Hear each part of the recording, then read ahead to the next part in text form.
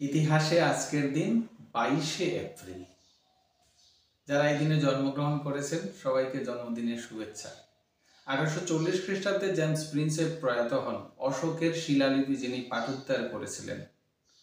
1870 খ্রিস্টাব্দে রাশিয়ার Vladimir Putin Ilyich ইলিয়ানভ Lenin জন্মগ্রহণ করেন, যিনি কমিউনিস্ট দলের প্রতিষ্ঠাতা ছিলেন।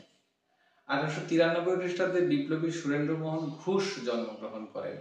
1916 খ্রিস্টাব্দে ভারতীয় চলচ্চিত্রের প্রথম মহিলা স্টার অভিনেত্রী কানন দেবী জন্মগ্রহণ করেন। 1958 খ্রিস্টাব্দে স্বাধীন ভারতের প্রথম অ্যাডমিরাল হন আর.ডি. কাটারি। 1970 খ্রিস্টাব্দে আর্থ ডে পালন শুরু হয় মার্কিন যুক্তরাষ্ট্রে। 1976 খ্রিস্টাব্দে বিশিষ্ট শিক্ষাবিদ ও আইনজ্ঞ প্রমথনাথ বন্দ্যোপাধ্যায় প্রয়াত হন।